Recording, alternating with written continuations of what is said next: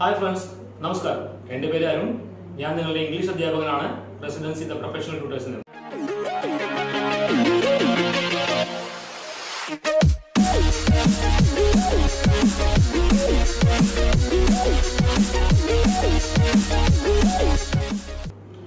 നമ്മൾ കഴിഞ്ഞ ക്ലാസ്സിൽ പറഞ്ഞ് അവസാനിപ്പിച്ചത് ഗ്രാമറിലെ ടെൻസ് വിഭാഗത്തിലെ സിമ്പിൾ പ്രസന്റ് ടെൻസിനെ കുറിച്ച് ആയിരുന്നു.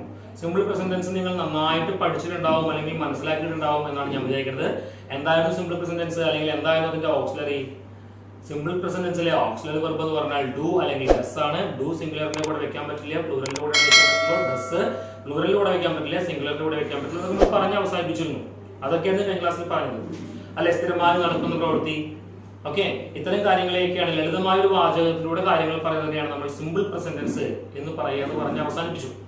ഇനി present continuous tense. Present continuous tense, continuous എന്നുള്ള വാക്ക് നമുക്കറിയാം, തുടർച്ചയാണത് അല്ലെ. കണ്ടിന്യൂസ് എന്ന വാക്കിന്റെ അർത്ഥം എന്താ? തുടർച്ചയാണ്, തുടർന്നുകൊണ്ടിരിക്കുന്ന ഒരു പ്രക്രിയയാണ് നമ്മൾ കണ്ടിന്യൂസ് ആയിട്ടുള്ള പ്രക്രിയ എന്ന് പറയാം. നമുക്കറിയാം അതിന്റെ അർത്ഥം. ഓക്കെ, അപ്പൊ പ്രസന്റ് കണ്ടിന്യൂസ് ടെൻസ് എന്ന് പറഞ്ഞാൽ എന്താ അർത്ഥം? പ്രസന്റ്ലി, അതായത് ഇപ്പൊ നിലവിൽ അല്ലെങ്കിൽ വർത്തമാന കാലത്ത് തുടർച്ചയായി നടന്നുകൊണ്ടിരിക്കുന്ന ഒരു കാര്യമാണ് എന്ത്? Present continuous tense. ക്ലിയർ? നമ്മൾ കഴിഞ്ഞ ക്ലാസ്സിൽ പറഞ്ഞൊരു കാര്യമാണ്, കണ്ടിന്യൂസ് എന്ന് പറയുന്ന വിഭാഗത്തിൽ വരുന്ന എല്ലാ വാചകങ്ങളിലും വെർബിന്റെ കൂടെ ഒരു ING ഫോം ചേർക്കണം എന്ന് പറഞ്ഞിരുന്നു. അത് പ്രസന്റ് കണ്ടിന്യൂസ് ആണെങ്കിലും, പ്രസന്റ് പെർഫെക്റ്റ് കണ്ടിന്യൂസ് ആണെങ്കിലും, പാസ്റ്റ് കണ്ടിന്യൂസ് ആണെങ്കിലും, പാസ്റ്റ് പെർഫെക്റ്റ് കണ്ടിന്യൂസ് ആണെങ്കിലും, ഫ്യൂച്ചർ കണ്ടിന്യൂസ് ആണെങ്കിലും, ഫ്യൂച്ചർ പെർഫെക്റ്റ് കണ്ടിന്യൂസ് ആണെങ്കിലും ING ഫോം വെർബിന്റെ ഒപ്പം വെക്കണമെന്ന് കഴിഞ്ഞ ക്ലാസ്സിൽ ഞാൻ പറഞ്ഞിരുന്നു. ഓക്കെ, എങ്കിൽ നമുക്ക് നോക്കി നോക്കാം എന്താണ് present continuous tense. Present continuous എന്ന് പറഞ്ഞു കഴിഞ്ഞാൽ നിലവിൽ തുടർന്നുകൊണ്ടിരിക്കുന്ന ഒരു പ്രക്രിയയാണ് എന്ത് പറയാ, അല്ലെങ്കിൽ ക്രിയയാണെന്ന് പറയാ പ്രസന്റ് കണ്ടിന്യൂസ് ടെൻസ് എന്ന് പറയാം. പ്രസന്റ് കണ്ടിന്യൂസ് ടെൻസ് മനസ്സിൽ വരുമ്പോൾ നമ്മുടെ മനസ്സിലേക്ക് എന്ത് വരണം? ഓക്സിലറി വെർബുകൾ വരണം. ഏതാ auxiliary verb? Is, are, am. പിന്നെ ശ്രദ്ധിക്കേണ്ട കാര്യം എന്താ? വെർബിന്റെ ING ഫോം കൂടി ചേർക്കണം. അത് മറക്കരുത്. കണ്ടിന്യൂസിൽ ഒന്നിലും നമ്മൾ ING ഫോം ചേർക്കാൻ വേണ്ടി മറക്കരുത്. ക്ലിയർ? അപ്പൊ എന്താ പറയുക? നമ്മള് പ്രസന്റ് കണ്ടിന്യൂസ് ടെൻസ് മനസ്സിൽ വന്നു. Is, are, am, ING form. ഇത്രയും കാര്യങ്ങൾ നമ്മൾ മനസ്സിലുണ്ട്. ഇനി നമുക്ക് കുറച്ച് വാചകങ്ങൾ നമ്മൾ സാധാരണ കഴിഞ്ഞ ക്ലാസ്സിൽ ഉപയോഗിച്ചിട്ടുള്ള വാചകം നമുക്കൊന്ന് പറഞ്ഞു നോക്കാം. എന്താണ്? അവൻ എഴുതുകയാണ്. നമ്മൾ മലയാളം പറഞ്ഞ ഓർമ്മയില്ലേ നിങ്ങൾക്ക്? മലയാളം 4 ഫോർമാറ്റ് പറഞ്ഞ ഓർമ്മയില്ലേ? സിമ്പിൾ പ്രസന്റ് ടെൻസിൽ എന്താ പറയാന്ന് പറഞ്ഞാൽ നമ്മള് അവൻ എഴുതുന്നു. പ്രസന്റ് കണ്ടിന്യൂസ് ടെൻസിലെ അവൻ എഴുതുകയാണ്. പ്രസന്റ് പെർഫെക്റ്റിലെ അവൻ എഴുതിയിട്ടുണ്ട്. പ്രസന്റ് പെർഫെക്റ്റ് കണ്ടിന്യൂസിലെ അവൻ എഴുതിക്കൊണ്ടിരിക്കുകയാണ്. ഇങ്ങനെ 4 വാചകം നമ്മൾ പറഞ്ഞത്. അതിൽ ആദ്യത്തെ വാചകം അവൻ എഴുതുന്നു എന്നുള്ള വാചകത്തിന്റെ സിമ്പിൾ പ്രസന്റ് ടെൻസ് ആണ് കഴിഞ്ഞ അവസാനിപ്പിച്ചത്. ഇത് പ്രസന്റ് കണ്ടിന്യൂസ് ടെൻസ് ആണ്. അപ്പൊ എന്താ വാചകം? അവൻ എഴുതുകയാണ്. ഹി ഈസ് റൈറ്റിംഗ് അല്ലെ. അവൻ എഴുതുകയാണ് എന്ന വാചകത്തിന് ഇംഗ്ലീഷിൽ എന്താ പറയാ? He is writing. വീണ്ടും മനസ്സിലാക്കിയ പഴയ കാര്യങ്ങൾ കൊണ്ടുവരിക. എന്താണ്? സബ്ജക്റ്റ്, ഓക്സിലറി വെർബ്, സാധാ വെർബ് അല്ലെ, ക്രിയ. ഇങ്ങനെ വരിക. സബ്ജക്റ്റ്, ഓക്സിലറി വെർബ്, സാധാ വെർബ്. ഇങ്ങനെ ഒരു സംഭവം ഓർമ്മ വരണം. ഹി ഈസ് റൈറ്റിംഗ് എന്നാണ് അവൻ എഴുതുകയാണ് എന്നതിന് ഇംഗ്ലീഷ് പറയുക ഹി ഈസ് റൈറ്റിംഗ്. ഹി എന്താണ്? സബ്ജക്റ്റ് ആണ്. ശരിയാണ്. നമ്മൾ പറഞ്ഞ എന്താ പറയാ ഫോർമാറ്റ് പ്രകാരം എന്താണ്? എസ് ആദ്യം വന്നു. He is writing. ഈസ് കണ്ടാൽ നമുക്ക് ഉറപ്പിക്കാം അതെന്താണ്? പ്രസന്റ് കണ്ടിന്യൂസ് ആണ്. റൈറ്റിംഗ് ING ഫോർമാറ്റും ഉണ്ട്. അപ്പൊ ഉറപ്പിച്ചു പ്രസന്റ് കണ്ടിന്യൂസ് ടെൻസ് ആണ്. മനസ്സിലായോ? ഹി ഈസ് റൈറ്റിംഗ് എന്നാ പറയാ. He is writing. ക്ലിയർ? അവർ എഴുതുകയാണ് എന്താ പറയാ? ദേ ആർ റൈറ്റിംഗ്. ദേ എന്താണ്? പ്ലൂറൽ ആണ്. പ്ലൂറലിന്റെ കൂടെ ഈസ് വെക്കാൻ പറ്റില്ല, ആർ വെക്കണം. They are writing. ഞാൻ എഴുതുകയാണ് എന്താ പറയാ? I am writing. അയാളുടെ കൂടെ ആം വെക്കണം എന്ന് പറഞ്ഞിരുന്നു. I am writing. വളരെ സിമ്പിൾ ആണ് പ്രസന്റ്. നമ്മൾ നേരത്തെ സിമ്പിൾ പ്രസന്റ് പഠിച്ചിട്ടുള്ള ഒരാളെ സംബന്ധിച്ച് അതിനേക്കാൾ 10ൽ 1 പഠിക്കാൻ പോലും ഇല്ല. ബാക്കിയുള്ള ടോട്ടൽ 11 ബാക്കി ടെൻസുകൾ അത് ഒഴികെയുള്ള ബാക്കി 11 ടെൻസുകൾ പ്രസന്റ് കണ്ടിന്യൂസ് ടെൻസ് ആണ് നമ്മൾ പറഞ്ഞത്. അതിലെന്തൊക്കെ പറഞ്ഞു? അതിന്റെ ഓക്സിലറി വെർബ് ശ്രദ്ധിക്കണം. ഈസ് അല്ലെങ്കിൽ ആർ അല്ലെങ്കിൽ ആം വെക്കണം. പ്ലസ് വെർബിന്റെ ING ഫോർമാറ്റ് കൂടി വെക്കണം എന്ന് പറഞ്ഞു. ഇത്രയും ആലോചിച്ചു കഴിഞ്ഞാൽ നമുക്ക് ഏത് വാചകത്തിനെയും നമുക്ക് പ്രസന്റ് കണ്ടിന്യൂസ് ആക്കാം. ഓക്കെ, അവർ കളിക്കുകയാണ്. എങ്ങനെ ഇംഗ്ലീഷ് പറയാ? അവർ, THEY, അവർ ഡാഷ് കളിക്കുകയാണ്, പ്ലേ. ഇനി നമുക്ക് എന്താ ചെയ്യേണ്ടത്? പ്രസന്റ് കണ്ടിന്യൂസ് ആണ്. അപ്പോ പ്രസന്റ് കണ്ടിന്യൂസിൽ മനസ്സിൽ വന്നു ING ഫോർമാറ്റ് വേണം വെർബിന്റെ ഒപ്പം ഉറപ്പിച്ചു. അപ്പൊ പ്ലേയുടെ കൂടെ പ്ലേ ING ആക്കി, പ്ലേയിങ് ആക്കി. They dash playing dash. അവിടെ എന്ത് വെക്കാം നമുക്ക്? ദേ എന്താണ്? പ്ലൂറൽ ആണ്. പ്ലൂറലിന്റെ കൂടെ ഈസ് വെക്കാൻ പറ്റുമോ? ഇല്ല. പ്ലൂറലിന്റെ കൂടെ ആം വെക്കാൻ പറ്റുമോ? ഇല്ല. അവിടെ എന്ത് വെക്കണം? ആർ വെക്കണം. They are playing. They are playing. We are going. ഞങ്ങൾ പോകുകയാണ്. We are going. എന്താ വി എന്ന് വെച്ചാൽ നമ്മൾ, ഞങ്ങൾ എന്നർത്ഥം അല്ലെ? ഞങ്ങൾ. We are going. ഞങ്ങൾ പോവാണ്. We are going. ING format വന്നു, ആർ വെച്ചു. ക്ലിയർ ആയില്ലേ? ഇനി നമുക്ക് കുറച്ച് എക്സാമ്പിൾസ് നോക്കി നോക്കാം. ഉദാഹരണം എന്താ? അവൾ വരികയാണ്. She is coming. ഈസ് വെക്കാൻ കാരണം എന്താ? ഷീ ഒരാളായതുകൊണ്ട് ഈസ് വെച്ചു. She is coming. വരിക എന്നതിന്റെ കൂടെ ING ഫോം വെക്കണ്ടേ? ഈസോ ആറോ ഏമോ കണ്ടായാലും അപ്പുറത്തെ ING ഫോം നമുക്ക് മനസ്സിൽ ഇങ്ങനെ ആലോചിക്കുക. എക്സെപ്ഷണൽ കേസുകളൊക്കെ ഉണ്ട്. അതപ്പോ ഇംഗ്ലീഷിലെ നെക്സ്റ്റ് ലെവലിൽ പറയും, ഇപ്പൊ പറയണ്ട. Okay, she is coming. Ramesh പാടുകയാണ്. രമേശ് സിംഗ്. രമേശിന് ശേഷം ഒരു ഓക്സിലറി ഉപയോഗിക്കണം. ഏതാ വെക്കുക? Is. Ramesh is Singh ING. Ramesh is singing. Okay, പക്ഷി പറക്കുകയാണ്. എങ്ങനെ വെക്കുക? Bird dash fly. Bird is flying. Bird is flying. പിന്നെയോ ബേർഡ്സ് ആണെങ്കിലോ birds are flying. Birds are flying. ഇതിനൊക്കെ അർത്ഥം എന്താ? പക്ഷി പറക്കുകയാണ്, അല്ലെങ്കിൽ പ്രസന്റിലി അതിന് പറക്കുകയാണ്, നമുക്ക് കാണാം. അല്ലെങ്കിൽ കളിക്കുകയാണ്, കളിക്കുന്നു, ഇപ്പൊ കളിച്ചുകൊണ്ടിരിക്കുന്ന കാര്യമാണ്. എഴുതുന്നു, എഴുതിക്കൊണ്ടിരിക്കുകയാണ്, ഇപ്പൊ എഴുതിക്കൊണ്ടിരിക്കുകയാണ്. മനസ്സിലായോ? സിമ്പിൾ പ്രസന്റ് ടെൻസ് പഠിച്ച ഒരാളെ സംബന്ധിച്ച് അത് നമ്മൾ ആദ്യമായിട്ട് പഠിക്കുന്ന ഒരു ടഫ്നെസ് ഉണ്ടാവും അതിന്. അത് ഒഴിക്കുക, അല്ലെങ്കിൽ അതുപോലത്തെ എക്സെപ്ഷൻ കേസുകൾ ഇനി പഠിക്കാല്ലേ നമുക്ക്. മനസ്സിലായോ? അത് പഠിച്ച ഒരാളെ സംബന്ധിച്ച് ഇത് വളരെ ഈസി ആയിട്ട് മനസ്സിലായി കാണും. അങ്ങനെ ചോദിച്ചേക്കുന്നത്. ഇനി നമുക്ക് അടുത്ത ടെൻസിനെ കുറിച്ച് നോക്കാം. എന്താ ടെൻസിന്റെ പേര്? Present perfect tense. Present perfect tense. Present perfect ടെൻസിൽ നമ്മൾ പ്രസന്റ് പെർഫെക്റ്റ് ടെൻസിൽ ഒരു വാചകം എഴുതുമ്പോൾ നമ്മുടെ മനസ്സിലേക്ക് ഓർമ്മ വരേണ്ട കാര്യം എന്താ? ആദ്യം അതിന്റെ ഓക്സിലറി വെർബാണ്. പ്രസന്റ് പെർഫെക്റ്റ് ടെൻസിൽ വരുന്ന ഓക്സിലറി വെർബ് ഏതാണ്? ഹാസ് അല്ലെങ്കിൽ ഹാവ്. ഹാസ് അല്ലെങ്കിൽ ഹാവ്. ഹാസ് സിംഗുലറിന്റെ കൂടെ വെക്കുക നമ്മൾ പറഞ്ഞിട്ടുള്ളതാണ്. ഹാവ് പ്ലൂറലിന്റെ കൂടെ വെക്കുക നമ്മൾ പറഞ്ഞിട്ടുള്ളതാണ്. ഹാസും ഹാവും കിട്ടിയോ? ഇനി പെർഫെക്റ്റ് ടെൻസിൽ നമ്മൾ ശ്രദ്ധിക്കേണ്ട മറ്റൊരു കാര്യം, നമ്മൾ മുമ്പ് കണ്ടിന്യൂസ് ടെൻസിൽ ശ്രദ്ധിക്കേണ്ട കാര്യം എന്ന് പറയുന്നത് നമ്മൾ ING നമ്മൾ ആലോചിച്ചു അല്ലെ? നമ്മൾ പറഞ്ഞു അതല്ലേ? ഇനി പെർഫെക്റ്റ് ടെൻസിൽ ശ്രദ്ധിക്കേണ്ട ഒരു കാര്യമാണ് V3. ഓക്കെ, V3 എന്ന് പറഞ്ഞു കഴിഞ്ഞാൽ വെർബിന്റെ തേർഡ് ഫോർമാറ്റ്. എന്താണ്? വെർബിന്റെ തേർഡ് ഫോർമാറ്റ് എന്നാണ് അർത്ഥം. നമുക്ക് അതിനെ കുറിച്ച് പറയാം. അതിനു മുമ്പ് പെർഫെക്റ്റ് ടെൻസ് എത്ര ഉണ്ട്? പ്രസന്റ് പെർഫെക്റ്റ് ടെൻസ് ഉണ്ട്, പാസ്റ്റ് പെർഫെക്റ്റ് ടെൻസ് ഉണ്ട്, ഫ്യൂച്ചർ പെർഫെക്റ്റ് ടെൻസ് ഉണ്ട്. ഓക്കെ, പ്രസന്റ് പെർഫെക്റ്റ് ടെൻസ് ഉണ്ട്, പാസ്റ്റ് പെർഫെക്റ്റ് ടെൻസ് ഉണ്ട്, ഫ്യൂച്ചർ പെർഫെക്റ്റ് ടെൻസ് ഉണ്ട്. പ്രസന്റ് പെർഫെക്റ്റ് ടെൻസിലാണെങ്കിലും പാസ്റ്റ് പെർഫെക്റ്റ് ടെൻസിലാണെങ്കിലും ഫ്യൂച്ചർ പെർഫെക്റ്റ് ടെൻസിലാണെങ്കിലും ഓക്സിലറി വെർബ് കഴിഞ്ഞിട്ട് V3 ആണ് വെക്കുക. എന്താ വെക്കുക? V3 ആണ് വെക്കുക. ഞാൻ പറഞ്ഞു തരാം V3 എന്താണെന്ന്. ഓക്കെ, V3 ആണ് വെക്കുക. എന്ന് പറഞ്ഞു കഴിഞ്ഞാൽ പ്രസന്റ് പെർഫെക്റ്റ് ടെൻസിലെ ഓക്സിലറി വെർബിന്റെ ഫോർമാറ്റ് എന്താ? ഹാസ് അല്ലെങ്കിൽ ഹാവ് പ്ലസ് ഈ പറഞ്ഞ V3 ചേർക്കണം. Has have V3 present perfect ഫോർമാറ്റിലെ. ഇനി പാസ്റ്റ് പെർഫെക്റ്റ് ഫോർമാറ്റിലോ ഹാഡ് പ്ലസ് V3. ഹാഡ് അല്ലേ വരിക? പാസ്റ്റ് പെർഫെക്റ്റിൽ ഏതാ വരിക? ഓക്സിലറി വെർബ് ഹാഡാ വരിക. അപ്പോ ഹാഡ് പ്ലസ് V3. ഫ്യൂച്ചർ പെർഫെക്റ്റിലോ വിൽ ഹാവ് അല്ലെങ്കിൽ ഷാൽ ഹാവ് ആണ് വരിക, പ്ലസ് V3. അപ്പൊ പെർഫെക്റ്റിന്റെ കൂടെ എപ്പോഴും V3 വരണം. കണ്ടിന്യൂസിന്റെ കൂടെ ING വരണം എന്ന് പറഞ്ഞ പോലെ തന്നെ പെർഫെക്റ്റിന്റെ കൂടെ എപ്പോഴും എന്ത് വേണം? V3 വരണം. അത് ആലോചിക്കാം. ഇനി എന്താണ് V3 എന്ന് നോക്കാം. മലയാളത്തിൽ നമ്മൾ അങ്ങനെ ഉപയോഗിക്കാത്തൊരു സംഭവമാണിത്. ഓക്കെ, മലയാളത്തിൽ അങ്ങനെ നമ്മൾ ഉപയോഗിച്ച് കണ്ടിട്ടില്ല. പക്ഷെ ഇംഗ്ലീഷിൽ ഇത് വളരെ ഇമ്പോർട്ടന്റ് ആണ്. ഒരു ക്രിയയ്ക്ക് അവർ 3 രൂപം പറയും. ഒരു ക്രിയയ്ക്ക് 3 രൂപം പറയും. ഒന്ന് V1 വെർബിന്റെ ഫസ്റ്റ് ഫോർമാറ്റ്, മറ്റേത് V2 വെർബിന്റെ സെക്കൻഡ് ഫോർമാറ്റ്, നെക്സ്റ്റ് V3 വെർബിന്റെ തേർഡ് ഫോർമാറ്റ്, മൂന്നാമത്തെ ഫോർമാറ്റ്. ഓക്കെ, ഒരു ഉദാഹരണം പറയാം. ഇതിൽ 2 തരത്തിലുള്ള V3 ഫോർമാറ്റുകളുണ്ട്. V1 V2 V3 ഫോർമാറ്റുകൾ 2 തരത്തിലുണ്ട്. അതിൽ റെഗുലർ സാധാരണ നമ്മൾ കാണാറുള്ള കുറച്ച് എക്സാമ്പിൾസ് നമുക്ക് ആദ്യം പറയാം. നമുക്ക് ആദ്യം പ്ലേ എന്നൊരു വാക്ക് എടുക്കാം. പ്ലേ എന്ന വാക്കിന്റെ V1 ഫോർമാറ്റ് അത് ആ വാക്ക് തന്നെയാണ്. എല്ലാത്തിന്റെയും V1 ഫോർമാറ്റ് ആ വാക്ക് തന്നെയായിരിക്കും. V1 ഫോർമാറ്റ് പ്ലേ എന്ന് തന്നെയാണ്. V2 ഫോർമാറ്റ് പ്ലേഡ് എന്നാണ്. V3 ഫോർമാറ്റ് പ്ലേഡ് എന്ന് തന്നെയാണ്. PLAYED. Play, played, played. V1 play, V2 played, V3 വീണ്ടും പ്ലേഡ്.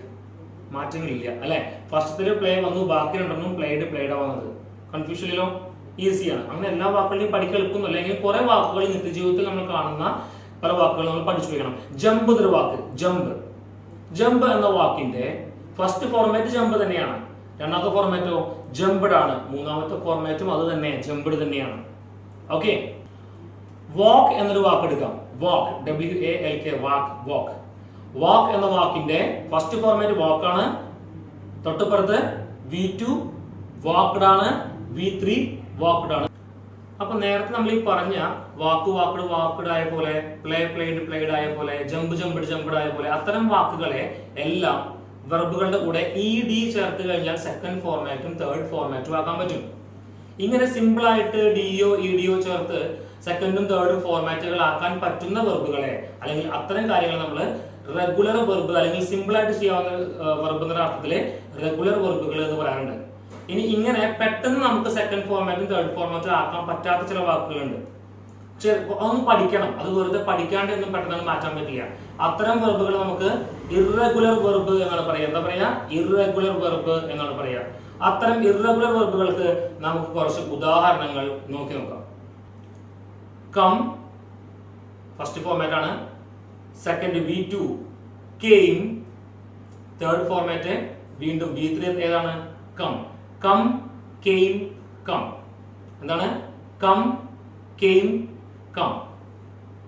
നെക്സ്റ്റ് റൺ ആണെങ്കിലോ run ran RAN. Run ran run. Clear? അതായത് first format okay, second format ഒന്ന് മാറി. EDO DO ഒന്നും ചേർത്താൽ മാറില്ല, അത് വേറെ ഒന്നും ഇതിൽ മാറി അല്ലെ. റൺ RAN ആയത് RUN എന്ന V1 RAN എന്ന V2ലേക്കാണ് മാറിയത്. തേർഡ് ഫോർമാറ്റ് വീണ്ടും എന്തുപോലെയായി? റണ്ണ് തന്നെയായി, RUN ആയി. അങ്ങനെ ഇറഗുലർ സ്വഭാവം അല്ലേ, നമ്മൾ മുൻപ് കണ്ട സ്വഭാവമല്ലല്ലോ. അതുകൊണ്ടാണ് ഇറഗുലർ വെർബുകൾ എന്ന് വിളിക്കാൻ കാരണം. ഓക്കെ, രണ്ട് ഉദാഹരണങ്ങളായി. ഇനി നമുക്ക് ഉദാഹരണങ്ങൾ വീണ്ടും നോക്കാം. Go, went, gone. Go first format അല്ലെങ്കിൽ V1, വെന്റ് സെക്കൻഡ്, തേർഡ് എന്താണ്? Gone. Go went gone. Write, wrote, written. Write V1 ആണ്, റോട്ട് V2 ആണ്, റിട്ടൺ V3 ആണ്. ഇങ്ങനെ കുറെ നമുക്ക് പഠിക്കാൻ പറ്റും. Sing, sang, sung. Sing, sang, sung. SUNG. Drink, drank, drunk.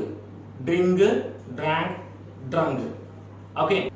No, KNOW. Know, knew, known. Know, knew, known. Fly, flew, flown.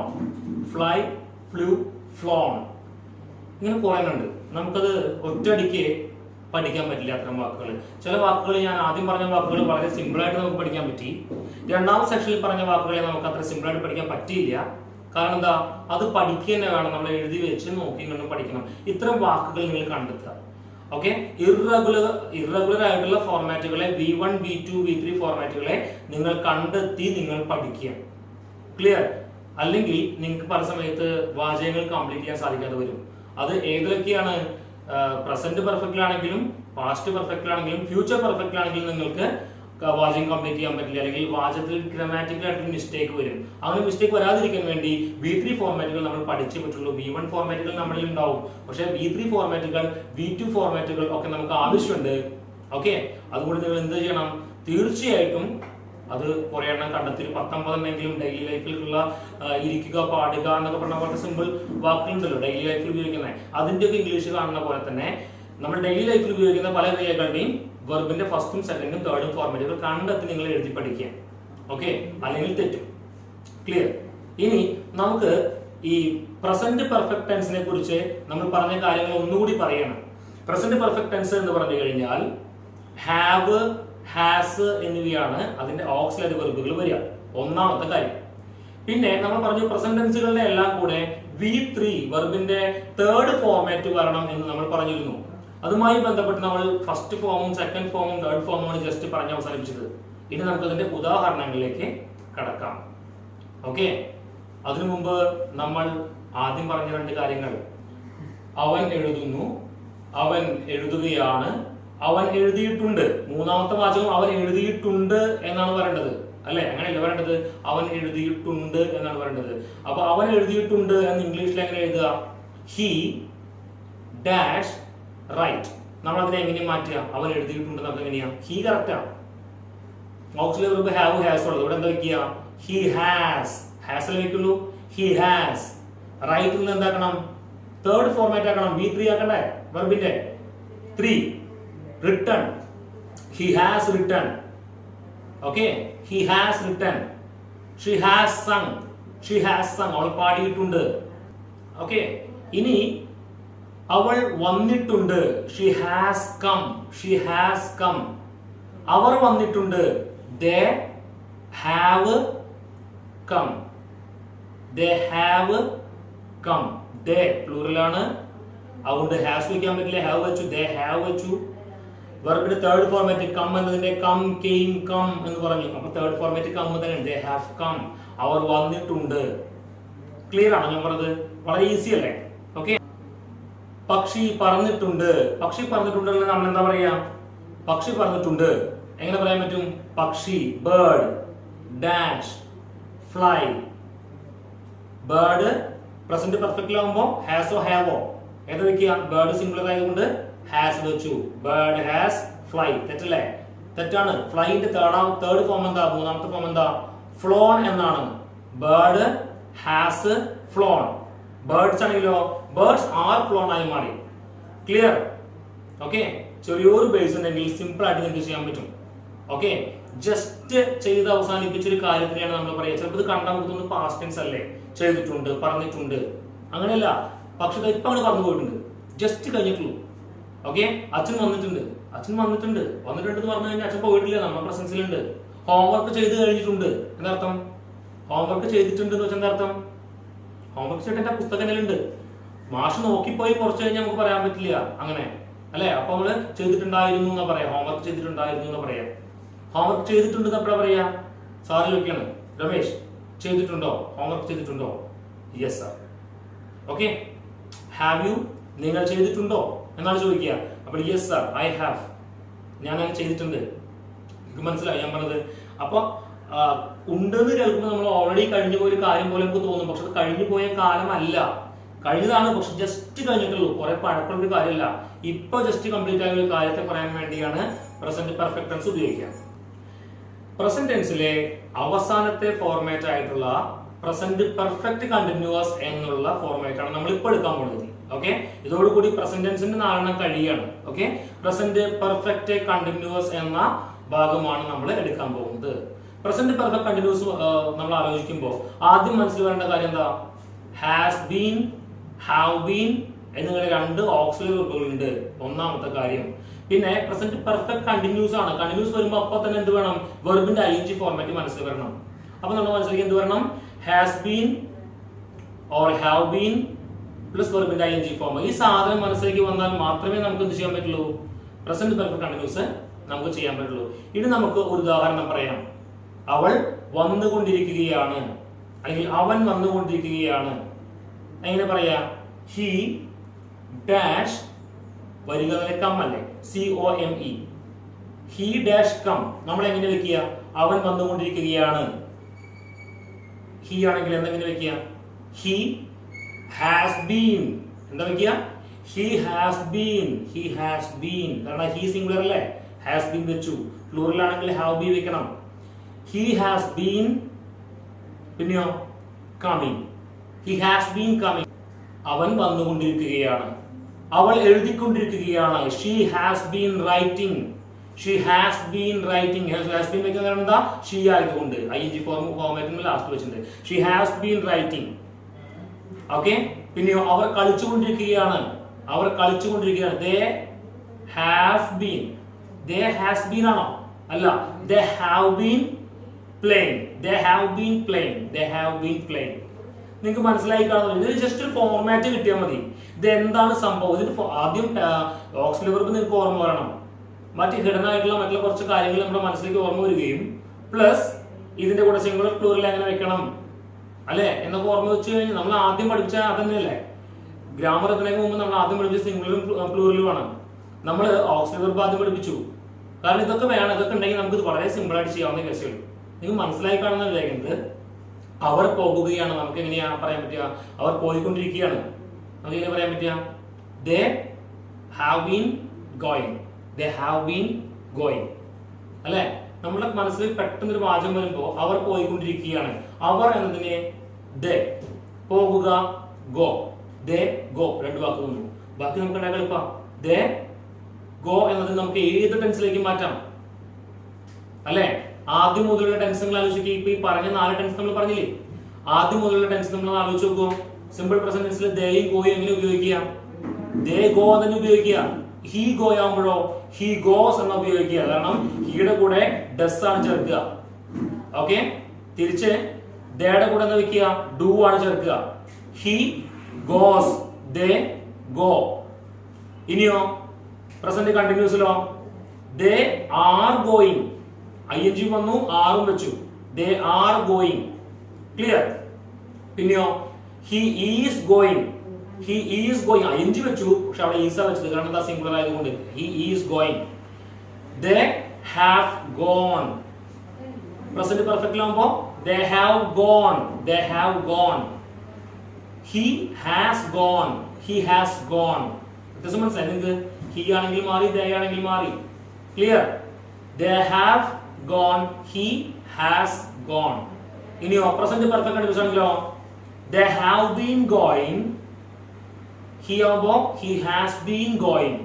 അതായത് ഒരു സബ്ജക്റ്റും ഒരു വെർബും കിട്ടിക്കഴിഞ്ഞാൽ നമ്മൾ 4 പറഞ്ഞിട്ടുള്ളൂ. നേരത്തെ ആദ്യം പറഞ്ഞ 12 ഫോർമാറ്റിലേക്ക് ഇത് മാറ്റാൻ വളരെ ഈസിയാണ്, വളരെ വളരെ ഈസിയാണ്. നിങ്ങൾ ചെയ്തു നോക്കുക. കുറച്ച് വാചകങ്ങൾ ഞാൻ തരാം. ഈ വാചകങ്ങൾ നിങ്ങൾ ഈ പറഞ്ഞ 4 ഫോർമാറ്റിലേക്ക് മാറ്റി നോക്കുക. വാചകങ്ങളല്ല, 2 വാക്കുകൾ തരാം. ആ 2 വാക്കുകളെ ഈ 4 ഫോർമാറ്റിലേക്ക് ചെയ്തു നോക്കുക. ശരിയാവുണ്ടോ നോക്കി നോക്കുക. ഓക്കെ, നിങ്ങൾ ചെയ്തതിനു ശേഷം 2 മിനിറ്റ് റിലാക്സ് ചെയ്തിട്ട് പിന്നെ നോക്കുക. നിങ്ങൾ സ്വയം നോക്കി നിങ്ങൾക്ക് കണ്ടുപിടിക്കാം. നിങ്ങൾ ഒരു അധ്യാപകന്റെ ആവശ്യമില്ല, സിമ്പിൾ ആയിട്ട് നിങ്ങൾക്ക് മനസ്സിലാക്കാം ഹോംവർക്ക് ശരിയാണോ എന്ന്. എന്തൊക്കെയാ? She sit, she sit 1. I come, I come 2. 3 birds, പക്ഷികൾ, birds fly, FLY, fly 1. boys, BOYS, boys jump, boys jump. ഇങ്ങനെ 4 നിങ്ങൾ ഈ 4 ഫോർമാറ്റിൽ മാറ്റി നോക്കി നോക്കൂ. വളരെ സിമ്പിൾ ആയിട്ട് നിങ്ങൾക്ക് ചെയ്യാൻ പറ്റും. നിങ്ങൾ ശ്രമിച്ചു നോക്കൂ. നിങ്ങൾ സംശയം പറയാം. സ്ഥിരമായിട്ട് ഗ്രാമർ കൈകാര്യം ചെയ്തു കഴിഞ്ഞാൽ നിങ്ങൾക്ക് ഗ്രാമറിൽ വല്ലാത്തൊരു അടിത്തറ ഉണ്ടാവും. ഈ അടിത്തറ ഉണ്ടായി കഴിഞ്ഞാൽ ഈ അടിത്തറ നിങ്ങൾക്ക് ജീവിതത്തിൽ നിങ്ങൾക്ക് എവിടെയെങ്കിലും നന്നായിട്ട് ഉപകരിക്കും. ഈ അക്കാദമിക് അല്ലെങ്കിൽ വിദ്യാഭ്യാസപരമായ കാര്യത്തിൽ മാത്രമല്ല, വളരെ വലിയൊരു ഉപകാരം കൊണ്ടുണ്ടാവും. നിങ്ങൾക്ക് എല്ലാവർക്കും എല്ലാ നന്മകളും ഉണ്ടാവട്ടെ, നന്നായിട്ട് പഠിക്കാൻ സാധിക്കട്ടെ. Thank you.